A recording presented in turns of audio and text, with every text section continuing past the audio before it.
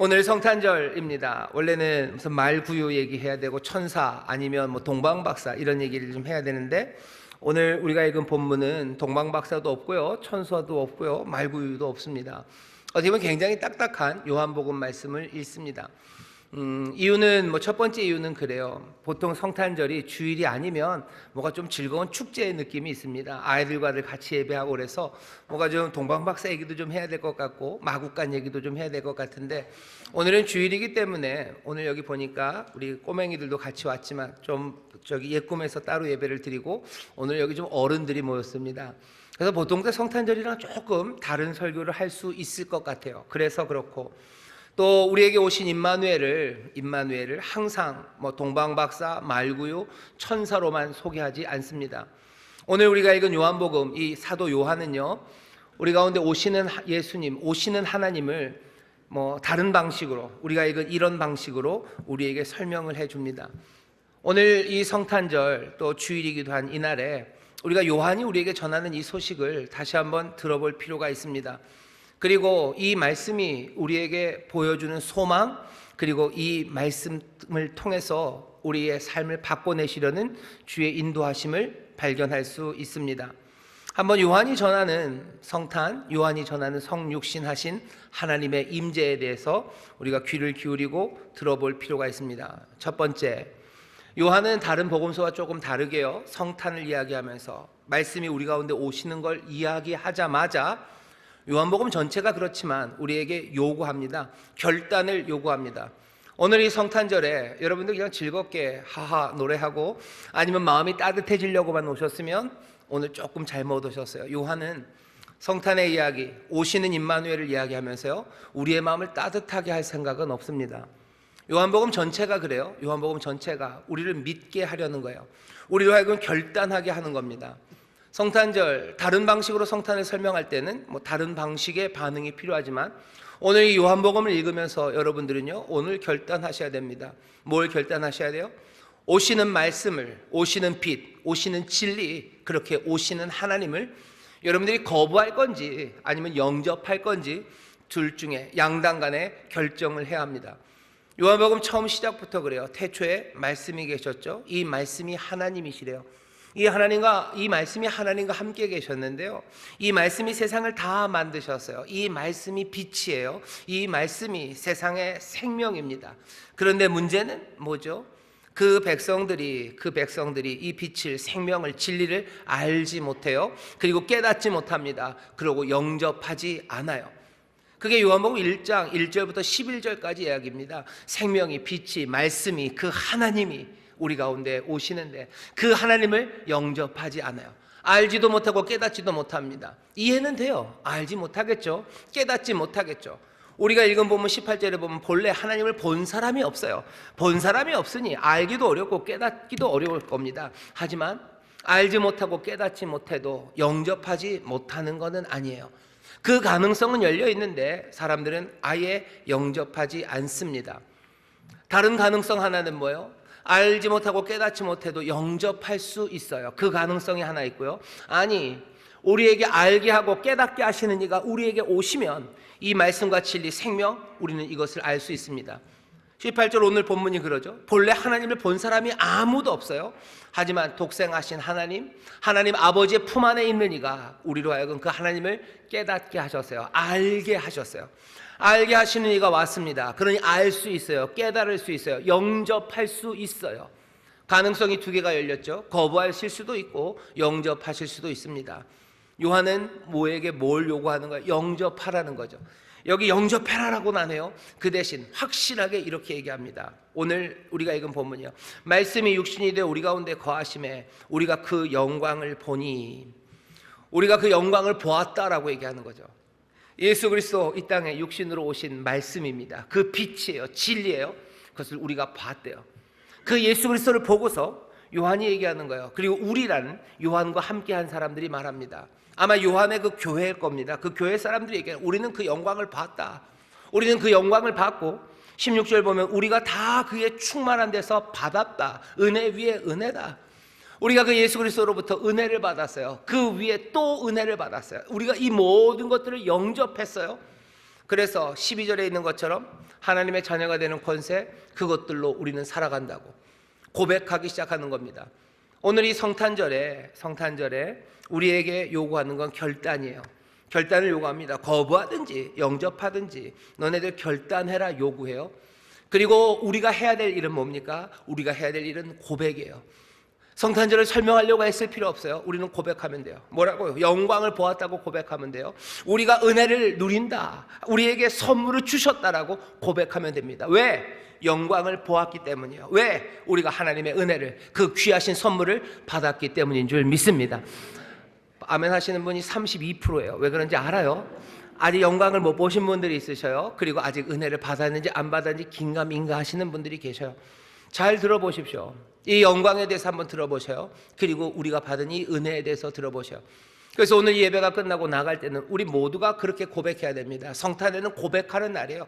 우리가 영광을 보았다고, 우리가 은혜를 받았다고, 우리가 주님으로부터 이 모든 것들을 받고 또 받는다고 고백하며 나가야 되는 우리들인 줄 믿습니다. 우리가 그 영광을 보고 우리가 그 은혜를 받은 사람들인 줄 믿습니다. 꼭 그렇게 하셔. 예배 끝나고 나갈 때 서로에게 얘기해 주십시오. 세상을 향해서 말해 주십시오. 우리가 영광을 보았다고, 우리가 은혜, 하나님으로부터 선물을 받았다고 고백하는 여러분 되시기를 주님의 이름으로 축원합니다. 자, 오늘 말씀을 통해서 우리에게 보이시려는 건 뭡니까?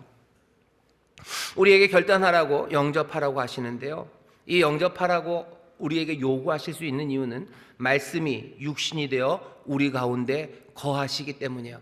14절 시작이 이렇게 되죠. 말씀이 육신이 되셨어요. 1절부터 앞에 11절까지는요 된다는 말이 없어요. 그냥 다 계셨어요. 말씀이 계셨어요. 빛이 계셨어요. 진리가, 생명이 계셨어요. 아마 저 위에 계셨어요. 말씀으로, 빛으로 계셨어요. 하지만 14절은 뭘 얘기해요? 그 말씀이 뭐가 됐어요? 육신이 되셨어요. 그냥 계실 때는 시간 밖에 계셨는지 몰라요. 하지만 이제는 얘기가 다릅니다. 이제는 말씀이 육신이 되셨어요. 시간 안으로 들어오셨어요. 들어오시는데 뭘로 들어오셨어요? 육신으로, 몸으로 들어오셨어요. 이 몸 안에서 우리는 뭘 봅니까? 영광을 봅니다. 어떤 영광? 여기 그 시간 넘어서 진리와 말씀으로, 그리고 또 그 빛과 생명으로 계실 때 있었던 그 찬란한 영광이 줄지 않았어요. 예수 그리스도라는 이 육신, 이 삶에서 뭐가 보여요? 진리의 빛이, 그 영광이 보입니다. 그러면서 뭐라 그래요? 말씀이 육신이 되신 것, 그것만도 놀라운데 뒤에 한마디를 더 붙여 우리 가운데 거하십니다. 우리 가운데 거하셔요. 말씀이 육신이 되셔서 시간 가운데로 오셨어요. 얼굴을 가지고 오셨어요. 이름을 가지고 오셨어요. 하지만 그 영광은 하나도 줄지 않았어요. 하지만 그 하나님, 그 예수 그리스도는 우리 가운데 거하신대요. 우리 가운데 거하신다는 이야기는 우리에게 비밀스러운 이야기를 건넵니다. 어떤 이야기를 건네요? 우리의 삶도 예수 그리스도가 살아갔던 그 삶, 그 육신의 삶이나 우리의 삶이 그리 많이 다르지 않습니다. 육신으로 사셨던 예수 그리스도가 우리 가운데 거하셔요. 그럼에도 불구하고 뭐예요? 그분에게는 영광이 가득합니다. 왜? 말씀이 육신이 되신 분이기 때문이에요. 우리에게 소망 하나를 주시는 거예요. 뭐예요? 우리도 이 육신 가운데 살아가면서 우리도 가능성이죠. 그냥 그럴 수 있을 것 같아요. 우리도 영광이 가득하고 은혜를 누리는 삶을 살 수도 있을 것 같아요. 가능성이 하나 열렸어요. 하지만 가능성이 열렸다고 해서 몽땅 다 그렇게 됩니까? 다 그렇게 되지 않아요. 말씀이 우리를 부르시기 때문이에요. 독생하신 하나님이 우리를 부르십니다. 어디로? 그 영광의 삶으로, 은혜가 충만한 삶으로 우리를 부르시는 거예요. 이 초청이 없으면 말씀이 육신이 되었다고 해서 박수는 쳐요. 하지만 우리와는 상관없죠. 하지만 우리를 부르십니다. 그 삶으로 부르셔요. 정말 부르십니까? 부르시죠. 영접하는 자 곧 그 뜻대로 그 이름을 믿는 자들에게 어떻게 되는데요? 하나님의 자녀가 되는 권세를 주신다고 하셨어요. 처음에는 말씀이셨는데 이 말씀이 오늘 저기 뒤에 오늘 우리가 읽은 본문을 보면 독생하신 하나님 아들이 됩니다. 말씀은 아들이 돼요. 이 말씀이 하나님과 함께 계셨는데 그냥 함께 계신 게 아니라 이제는 그 품 안에, 아버지의 품 안에 있는 분이 돼요. 이 얘기를 여러분들 잘 보시면 이런 거죠. 우리를 하나님의 자녀 되게 하신다 하셨어요. 여러분들 요한복음에서 그러죠. 하나님 믿는 사람들, 그 아들을 믿는 사람들, 하나님의 자녀가 되는 권세를 준답니다. 우리로 하여금 영원히 살게 하신답니다. 우리에게 복된 은혜를 주신답니다. 뭐예요? 초청이에요. 말씀이 육신이 되신 분이 육신인 우리들을 초청하는 거죠. 아들이 우리를 아들의 삶으로 초청하는 거죠. 지금 아들이 말하는 거예요. 너희가 믿으면 너희가 하나님의 자녀가 되는 권세를 얻는다. 너희도 아들이 된다고 우리를 초청하시는 거예요. 성탄절에 다시 한번 보세요. 말씀이 육신이 되어 우리 가운데 오신 하나님이 이 앞에 계셔요. 이 하나님이 우리를 지금 초청합니다. 뭐라고요?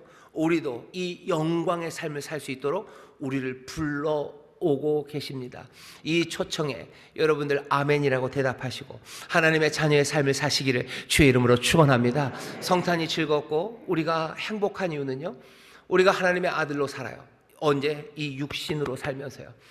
우리는 육신의 삶입니다. 육신이라는 게 말하는 건 뭐예요? 그냥 이 물질이 있다는 것만 아니죠. 우리가 육신으로 산다, 인간으로 산다는 건요, 슬픔입니다. 기쁨이에요. 그리고 또 동시에 아픔이죠. 사랑이기도 하고 이별이기도 합니다. 그리고 언젠가는 죽는다는 거예요. 여기에서 우리는 몽땅 다 우리가 육신이죠. 이 슬픔의 세상에서도 하나님의 자녀로 삽니까? 이 고난과 아픔이 가득한 세상에서도 나는 하나님으로 삽니까?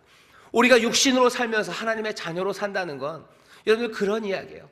이 땅에 눈물 흘리면서도 하나님의 자녀로 살 수 있습니까? Yes. 내가 아픈 가운데도 하나님의 자녀로 삽니까? Yes. 하나님의 자녀로 사는 것이 말씀이 보여주셨죠. 영광으로 가득한 삶입니까? 영광으로 가득한 삶입니다. 내 마음에는 여전히 뭔가 좀 찜찜한 게 있고 나는 결국은 늙어가는 사람 아닙니까? 그런데도 나는 하나님의 영광으로 삽니까? Yes예요.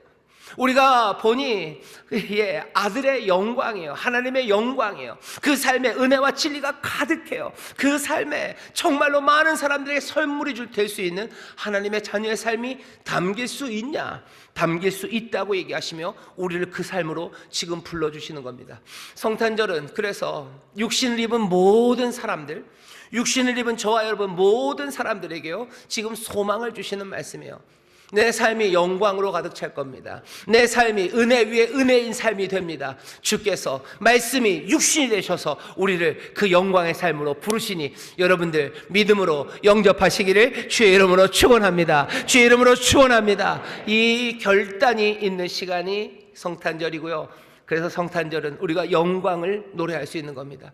영광을, 기쁨을, 소망을, 그리고 새롭게 걸어갈 수 있는 길을 준비할 수 있는 시간이 바로 이 성탄절입니다. 자, 여러분들 하나님의 자녀로 부르심 받는 그 영광의 삶을 우리의 육신으로 살 수 있다고 그러셨어요. 근데 어떻게 그 일이 됩니까? 오늘 거기에 대해서 요한복음 우리가 읽은 본문이 한 가지를 분명히 알려줍니다. 아들이 육신이 되어 이 땅에 거하시면서 영광으로 살 수 있었던 이유는 하나요. 그분은 독생하신 하나님이기 때문입니다. 우리는 하나님이 아닌데요. 독생하신 하나님, 육신 되신 말씀, 그분은 어떻게 삽니까? 오늘 본문이 알려주는 건 하나요. 아버지의 품 안에서 사십니다. 18절 보세요. 본래 하나님을 본 사람이 없으되 아버지 품 속에 있는 독생하신 하나님이 나타내셨느니라. 말씀은 아들이 됩니다. 아들은 아버지의 품 안에 살아요. 아버지의 품에서 산다는 삶이 영광의 삶입니다. 아버지의 품 안에서 사는 삶이 은혜 위에 은혜가 충만한 삶입니다. 왜 말씀은 영광에 가득합니까? 아버지의 품 안에 있기 때문이에요. 그 아버지의 품은 우리가 누릴 수 있는 품이 됩니까? 아까도 말씀드렸죠. 말씀이 우리를 초청한다고. 요한복음 14장에 보면 말씀이 아버지께로 다시 돌아가요. 예수님이 아버지께로 가죠. 아버지께로 간다. 가서 뭐 하신대요? 나 있는 곳에 너희도 있게 하겠대요. 너희가 거할 처소를 마련한대요. 그리고 그 처소는 다른 데 아닙니다. 그건 나 있는 곳이에요. 여러분 혹시 그렇게 생각하셔요? 예수님이 말씀이 하나님에게로 가서 우리의 처소를 마련하기 위해서 어디 저기 4기 신도시나 3기 신도시 어딘가 그쯤에다가 내 처소를 마련할 거라고 생각하셔요? 예수님이 말씀이 아버지와 함께 거하실 때 요한복음 1장 2절이요. 말씀은 아버지와 함께 합니다. 그 함께는 18절에서 어떻게 구체적으로 돼요? 그 아들은 아버지의 품 안에 있어요. 말씀은 아버지의 품 안에 있습니다. 아버지가 거하는 곳에 아들이 거할 텐데 옆 동네에 사는 거 아니에요. 아래층에 사는 거 아니에요. 아들은 아버지의 품 안에 거합니다. 그 품 안에 거하는 거처에 우리도 살아가게 하도록 우리의 거처가 되게 하기 위해서 그것 준비하러 가시는 거예요. 우리는 어디에 살 겁니까? 우리는 아버지의 품 안에 살 겁니다. 예수 그리스도가 그것 마련하러 가신 거예요. 여러분들 내가 어디 살까? 내 삶을 설명하는 방식은 예수님 말씀이 육신이 되신 분은 자기의 생명, 삶을 뭐라고 설명해요? 난 아버지의 품 안에 산다 라고 설명해요. 그리고 그 삶으로 우리를 부르시는 거예요. 주님이 가고 계시는 게 영생이라고 그러고 그 영생으로 우리를 부르신다면 그 영생은 오늘 본문에서 어떻게 설명돼요? 아버지의 품 안에서 사는 겁니다. 여러분의 믿음으로 영생을 누리신 여러분들이셔요. 여러분들의 삶을 오늘 이 성탄절에 다시 한번 보십시오.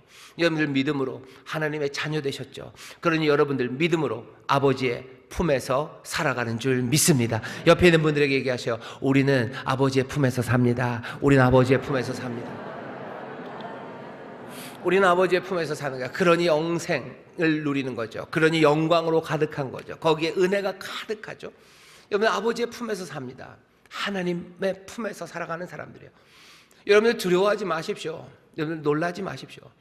내가 이 땅에서 육신으로 살아. 아이고 내가 죽으면 하나님이 나를 안아주시겠지. 아니 죽어서 아니고 여기 14절이잖아요. 우리가 말씀이 육신이 되어 우리 가운데 거하는 걸 봤어요.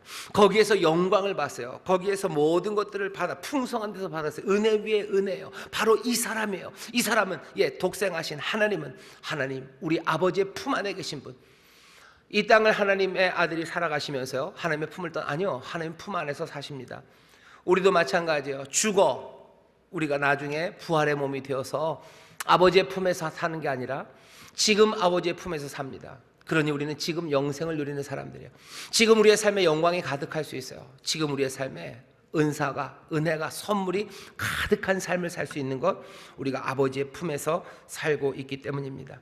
우리가 어떻게 아버지 품에서 삽니까? 우리 같은 사람이 은혜입니다. 우리로 그렇게 살 수 있도록 그 길을 여시고 그 은혜의 삶을 살아가게 하십니다. 문제가 있어요. 여러분들 아버지의 품에서 사시는데 문제가 뭔지 아십니까? 사람들이 아버지의 품에서 별로 잘 안 살고 싶어요. 왜냐하면 알아요. 품 안에서 산다는 건 의존하면서 사는 겁니다. 여러분들 그런 말 많이 하시죠. 품 안의 자식이지 그 얘기 하시죠. 품 안에 있는 자식들은 나를 의존했어요. 하지만 나를 의지하지 않습니다. 품 바깥으로 나가면 그래요. 우리가 품 안에 살아간다는 건 영원히 그 품 안에서 살아가는 거예요. 내가 아버지의 품 안에서 삽니다. 내 영생이 그렇습니다. 내가 이 땅에서 지금 숨쉬며 살아가는 이 육신의 삶도 그렇고 내가 나이 들어 노쇠해서 이 육신의 장막을 벗을 때에도 벗고 난 그 후에도 나는 영원히 아버지의 품 안에서 살아가는 사람들이에요. 이 얘기는 뭐예요? 영원히 의존적으로 살아갈 거예요. 영원히 의지하며 살아가실 거예요. 여러분들 그 삶이 영광의 삶입니다. 그 삶이 은혜가 가득한 삶이에요. 여러분들은 내 삶을 어떻게 말씀이 육신이 되신 예수 그리스도가 내 삶을 어디로 부르신 것 같으셔요? 내 삶을 어디로 부르신 것 같으셔? 우리를 아버지의 품으로 부르셨어요. 처음에는 그 얘기가 그랬다가 시간이 지나보면 영원히 나는 그럼 의존적으로 사는 건가?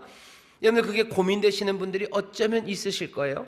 아니 지금은 고민 안 되지만 사실은 별로 생각도 없이 이미 떠날 생각하시는 분들 있으십니다.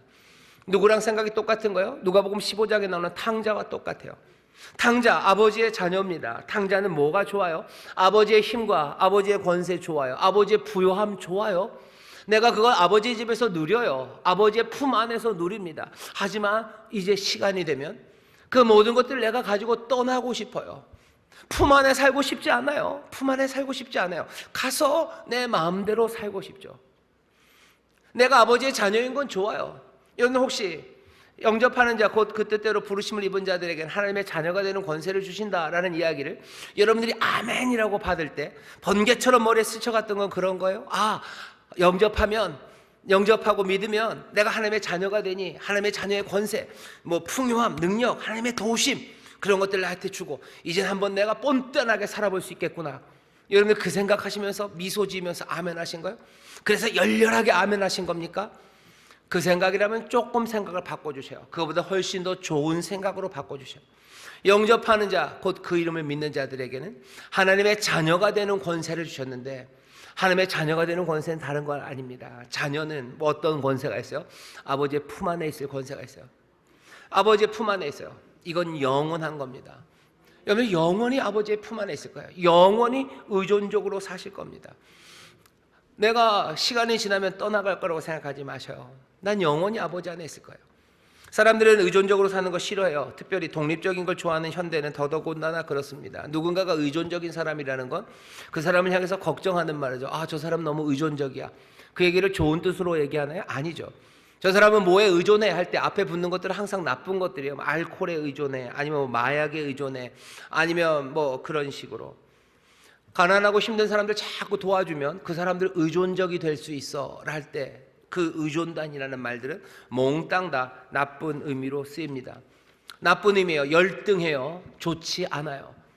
그러니 아버지 품에 거한다는 삶이 늘 아버지를 의존하는 삶이다라는 거 사람들이 잘 받아들이려고 하지 않습니다. 떠나려고 해요. 지금 문화가 그래요. 여러분들 이걸 직접적으로 아주 그냥 노골적으로 얘기하면 이런 거예요. 여러분들 예수 믿고 처음에는요, 주 품에 거하는 게 참 좋아요. 아버지 품 안에 거하는 게 좋아요. 아버지에게서 은혜를 구해요. 내 삶의 모든 것은 아버지에게서 받는 거고 나는 아버지에게서 배워야 된다고 생각하고 여전히 나는 의존적으로 묻고 따릅니다. 하지만 좀 시간이 지나면 뭔가를 좀 알아버린 것 같아요. 내가 아버지께로부터만 받는 거 아닌 것 같고 내가 뭔가를 얻는 것 같고요. 내가 아버지께로 배울 건 다 배운 것 같아요. 신앙에서 배울 거 다 배운 것 같고 이 정도면 내가 알아서 살 수 있을 것 같아요. 그러니 내가 하나님을 의지하는, 하나님에게로 몸을 쏠리는 그 안타까움과 그리고 그 애절함과 무릎 꿇는 것 대신에 신앙생활 할 만하죠. 아는 척하기 시작하는 거예요. 배우지 않는 거예요. 말씀을 더 이상 배우지 않아요. 하나님 앞에 귀 기울이지 않아요. 이제 다 알죠. 내가 하나님 앞에 한 끼 한 끼를 하루하루를 하나님 앞에 도우심을 구하며 기도하지 않아요. 왜? 그냥도 살아갈 만한 것 같은 거죠. 주 품에 거한 아버지의 품에 거하며 산다는 그 사람들이 영원히 그렇게 살아가야 되는데 그건 뭐예요? 탕자의 삶을 살아가기 시작한 거예요. 그 사람이 그만큼 배운 거, 그만큼 삶이 단단해진 거 아버지가 주신 거죠. 그거 가지고 가는 거예요. 가서 그냥 자기가 알아서 삽니다. 그 삶의 끝이 뭔지 우리는 압니다. 사람들은 의존적이 되는 거 그거 열등한 걸로 생각해요. 심지어는 교회 다니면서도 여전히 너는 여전히 눈물로 기도하냐라고 놀리는 사람들이 있어요. 여전히 너 아직도 목사님 말씀 듣고 사냐라고 말하는 사람들이 있어요. 이젠 알 만큼 알지 않냐, 이젠 배울 만큼 배웠고 이제는 뭐 받을 만큼 받았으니 네가 알아. 하나님의 품에서 영원히 산다는 게 뭔지 다시 생각하셔요. 거기에 영광과 그리고 거기에 은혜 위에 은혜가 있다는 게 뭔지 다시 한번 생각하셔요. 영원히 하나님을, 내 아버지를 의지하며 살아간다는 게 뭔지 다시 한번 생각하셔요. 그게 복이고 영광이고 내 삶의 선물이고 주가 나를 초청하신 그 복된 삶이라면 여러분들 그것도 기쁨으로 영접하시고 그 의미가 뭔지 다시 한번 생각해 주셔요. 우리의 삶이라는 게 꽤나 독립적으로 사는 것 같지만 아닙니다. 사실은 얼마나 의존적인지 몰라요. 여러분들 숨 쉴 때 공기에 의존합니다. 공기 없이 숨 쉴 수 있는 분들이 있으세요? 공기를 여러분들이 만드셨어요? 숨 쉴 때 공기에 의존해요. 살기 위해 음식 먹어야 됩니다. 아무리 안 먹어 살 빼야 되라고 하지만 살기 위해서 먹으셔야 돼요. 살기 위해서 음식에 의존합니다. 내가 똑똑해서 이제 배울 만큼 배웠다고 하지만 아니 말 배우고 글 배우고 뭔가 살아가는 방식들을 몽땅 다 배운 거 아닙니까? 부모님에게 의존하는 거예요. 음식에 의존하는 거예요. 공기에 의존하는 거예요. 내가 살기 위해서는, 내가 배우고 자라기 위해서는 무언가에, 누군가에 늘 의존해야 하는 겁니다. 그럼에도 불구하고 사람들은요, 의존하는 거를 그냥 나쁜 걸로 만들어버려요. 의존하는 삶은 노예적인 삶이에요. 의존하는 건 수동적인 삶이에요. 어떻게 그런 삶을 살려고 하면서 모든 의존들을요 다 깡그리 나쁜 것들로 만들어버려요. 그리고 뭐예요? 독립하라는 거죠. 혼자 두 발로 서야 된다는 거죠. 그게 제대로 된 삶이라고 말하는 거예요. 하나님 앞에서 독립해야 된다고 얘기하는 거예요. 사람들에게서 독립해야 된다고 말하는 겁니다. 하지만 그 삶이 영광스러운 삶은 아니에요. 요즘은 누가 영광스러운 삶이라고 생각해요? 독립하는 사람들, 그 사람들 영광스러운 사람이라고 생각하죠. 사람들을 독립시켜주고 자 네가 해라 라고 하는 사람들, 그 사람들이 훌륭하고 멋지고 쿨한 사람인 것 같죠. 거기에 영광이 있는 것 같고 거기에 은혜가 있고 감사가 있을 것 같죠. 아니요, 예수님이 우리에게 보여주시는 삶을 보셔요. 이 땅에 오신 아들은 아버지의 품에 거합니다. 하늘에서만 그러셨어요? 아니요, 이 땅에서도 마찬가지 육신으로 살면서 아버지의 품에 거해요. 그에게는 날마다 순간순간마다 빠짐없이 아버지를 의지하고 의존하며 살아가는 거예요. 전적으로 의존합니다. 말씀이 육신이 되신 분은 여전히 아버지를 의존해요.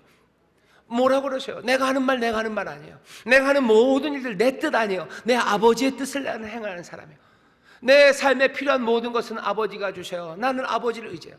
십자가 그곳에 들어가서 마지막으로 돌아가시는 그 순간에도 뭐라 그러죠? 내 영혼을 아버지께 부탁한대요. 끝까지 부탁하고 의지합니다. 내 영혼이라고 번역된 거는요, 내 푸시게요. 내 숨 하나요. 내 숨 하나가 다 아버지에게 달려 있어요. 내 마지막 숨을 내가 부탁한다고 하면서 예수님 돌아가신 거예요. 삶의 모든 것들을 하나님, 내 아버지에게 의존해 있음을 아는 분이 예수님이셔요. 그 삶이 노예 같은 삶이에요? 그 삶이 비참한 삶입니까? 요한은 뭐라 그래요? 우리가 한다. 우리는 그 영광을 보았대요. 하나님을 의지하며 사는 삶이 영광스러운 삶입니다. 그 삶이 은혜를, 선물을 나눠줄 수 있는 삶이에요. 왜? 그렇게 아버지를 의지하는 삶 가운데서요, 그 의지하는 자리, 그 품 안에 있을 때 아버지의 사랑이, 아버지의 선하신 뜻이 뭐예요? 우리 예수 그리스도에게로, 우리도 거기에 있다면 그 아버지의 사랑이, 그 선하심이 우리의 삶 가운데로 금류처럼 몰려 들어오는 거예요. 우리가 의지하고 따르는 이는 그런 하나님이셔요. 그 하나님을 의지하고 따르는 사람들, 그 사랑의 급류에 따라 흐르기 시작하는 거죠. 세상에서 볼 수 없는 사랑과 세상에서 볼 수 없는 뜨거움으로 살아가기 시작하는 거예요.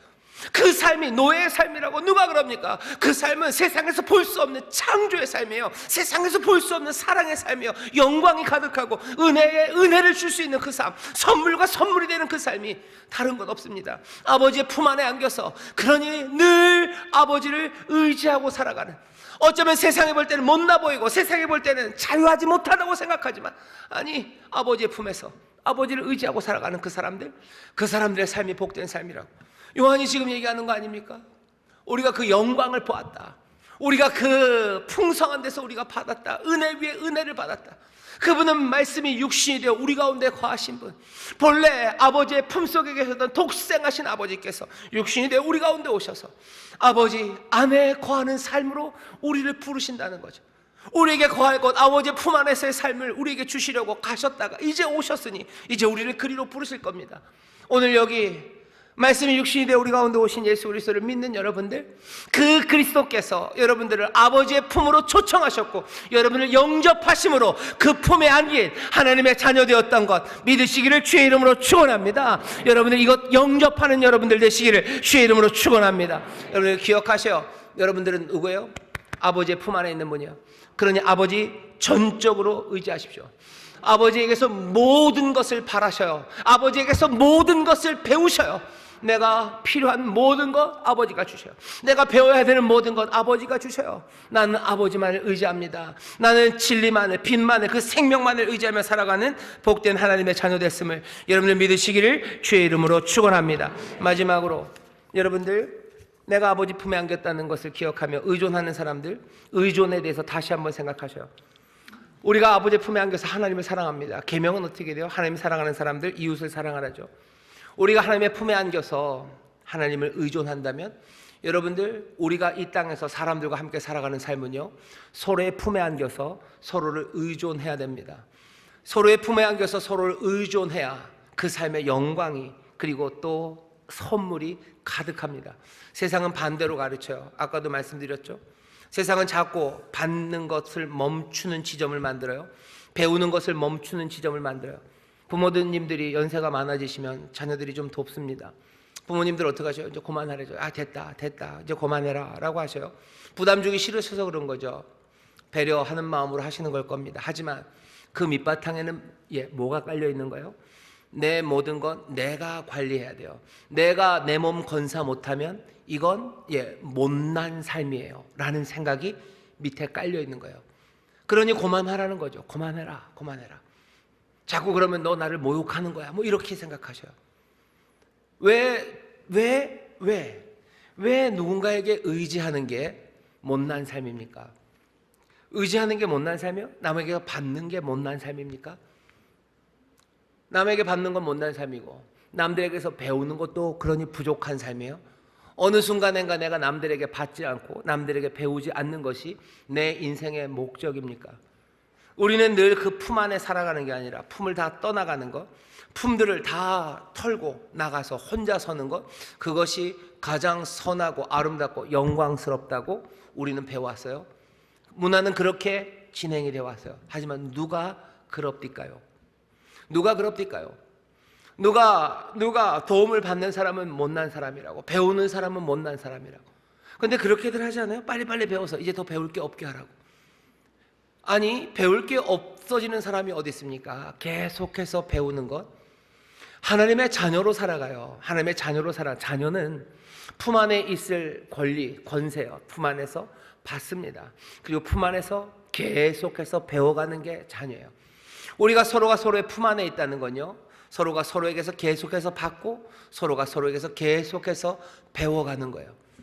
부모들은 자녀들에게 이제 더 이상 배울 게 없다고 생각해요. 그때부터 불화가 시작되는 겁니다. 부모도 자녀에게 배울 게 있어요. 계속해서 배워나가야 되죠.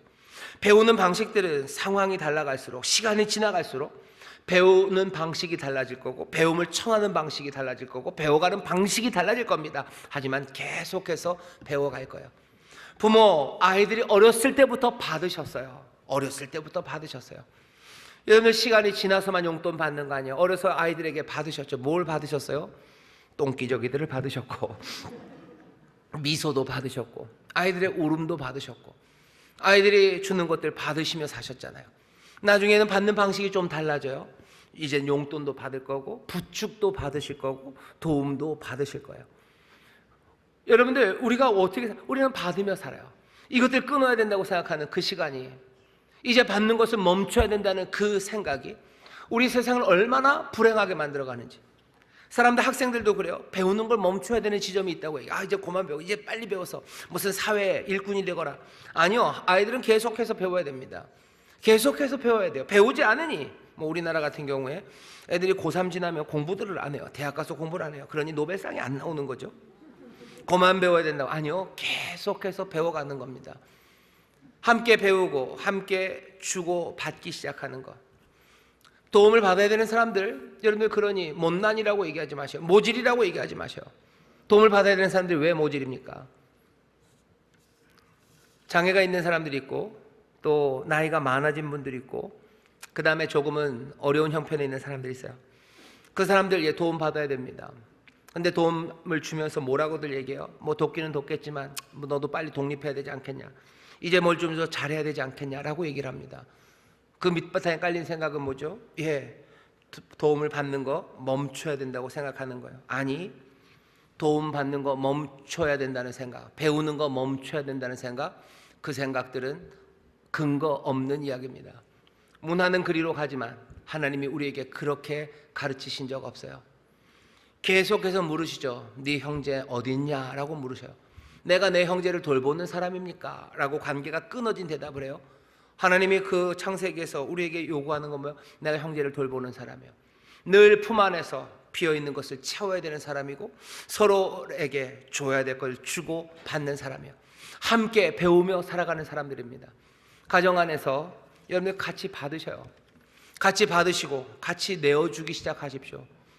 왜 젊은 사람들이 아이를 못 낳습니까? 돈 주고서 독립해서 잘해봐라. 절대 못합니다. 절대 못합니다. 사람들이 품 안에서 살아가는 법을 몰라요. 아니, 그것들이 필요 없다고 생각하는 이상한 문화, 그 문화를 그냥 서로 만들어 갑니다. 원로 목사님식으로 말하면 사람은 어떻게 이렇게 서는 거예요. 이렇게 서다 어느 때가 되면 이걸 세워야 된다고요. 왜 이걸 세워야 됩니까? 이렇게 만들어 놓으신 이들을 왜 세워야 돼요? 근데 사람들이 이걸 세워야 될 때가 온다고 우겨대기 시작해요.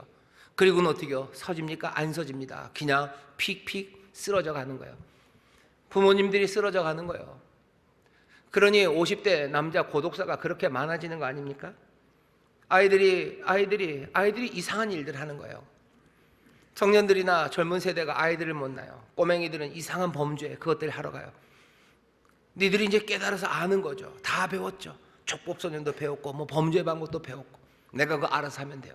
아니. 품 안에 살아가도록 우리를 부르셨어요. 아버지의 품 안에서 살아가는 것처럼 인생들은 그 품 안에서 살아갑니다. 끌어안으며 살아간다는 건 받는 거예요. 받으셔요. 그리고 배우셔요.